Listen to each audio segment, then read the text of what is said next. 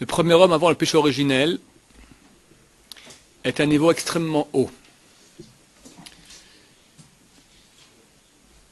C'est marqué que sa tête était déjà dans la divinité. Il devait encore attendre jusqu'à l'entrée du Shabbat, sans faire de péché, pour que le corps entier rentre entièrement dans la divinité. Et là, on s'unissait, je dis on, parce que nous sommes les âmes du premier homme. On s'unissait avec la divinité pour le kiff éternel. Bon, il a péché. Et à ce moment, il y a eu une baisse terrible. Toutes les parties d'âme du premier homme sont tombées très très bas, on s'appelle dans la mort. Et ça crée le mal. Comme j'ai expliqué souvent, la mort, par définition, elle est morte. Donc elle n'existe pas, c'est du non-être. L'âme, c'est l'être. L'âme, c'est une énergie divine, d'être. Dieu, on l'appelle celui qui était et sera. C'est l'être suprême. Alors quand tu prends une fraction d'être suprême, parce que l'âme, c'est une partie de Dieu, quand tu prends en tout cas c'est une énergie divine, quand tu prends l'énergie divine et tu la mets dans du non-être, ça te fait Frankenstein, ça fait Dracula, ça te fait des morts vivants, ça fait des démons, des Ahmadinejad, des Hitler, des Saddam Hussein, des Haman et des pharaons. Le mal. Maintenant, non seulement ça crée le mal, mais ça fait aussi que ça crée un monde matériel, parce que le premier homme était fait de lumière. Ça crée un monde beaucoup plus grossier, qui est en fait donc de la mort mêlée à de la vie. Le seul job de l'humanité, dès ce moment, était de réparer ce péché, parce que l'humanité, ce sont en fait les âmes du premier homme. L'humanité, non seulement n'a pas réparé, mais est allée d'échec en échec.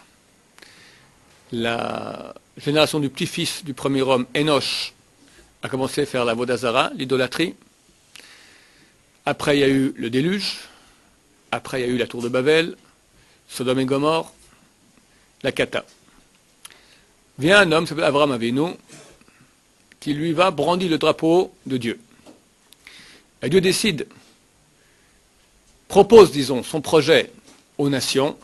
Ça fait déjà 2000 ans que ce projet était proposé. Il a vu que personne n'y arrivait. Donc il choisit Abraham et sa descendance pour que eux fassent l'essentiel de ce tikkun, de ce job, de faire ressortir toutes les étincelles de sainteté, de vie, de faire sortir de la mort. Parce que lorsque tu ressors des étincelles de vie de la mort, qu'est-ce qu'il reste? Il reste un corps mort sans vie. La mort n'existe plus. Tout ça pour arriver à l'état antécédent du péché originel.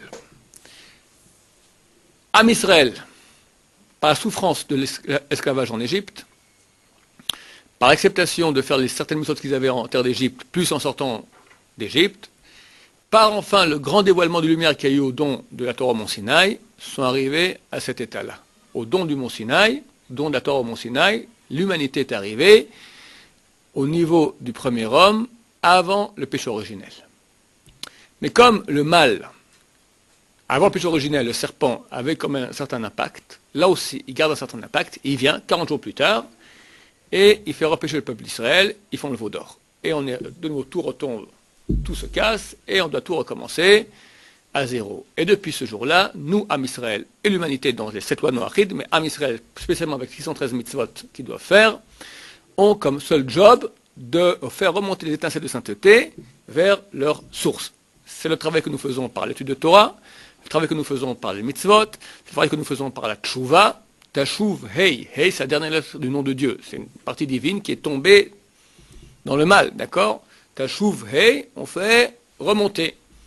Une femme qui est nida, par exemple, elle a une certaine sainteté qui la quitte. Il y a de la mort. C'est quoi de la mort? C'est quoi la mort? La mort, c'est chaque fois que tu as un potentiel de vie qui est non utilisé, d'accord? C'est raté. Une femme, lorsqu'elle est en possibilité d'amener un enfant, elle a un potentiel de vie. Lorsqu'elle reçoit sa menstruation, ça veut dire que cette potentialité n'a pas été utilisée, donc il y a de la mort. Donc elle est moins en état de sainteté. On appelle ça nida. Nida, nad, hey. Le hey est parti. Quand elle va au mikvé c'est 4 lettres. Mem, kuf, vav, hey. Mem c'est maim, kav c'est une voix, hey. Par l'eau, elle se rebranche au hey.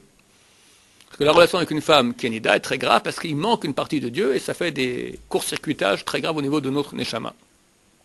Par le mikvé, et seulement par le mikvé, pas par la baignoire, ni par la piscine, elle peut réitérer son statut de sainteté qu'elle avait auparavant. Donc c'est toujours cette histoire de sainteté qu'on fait remonter.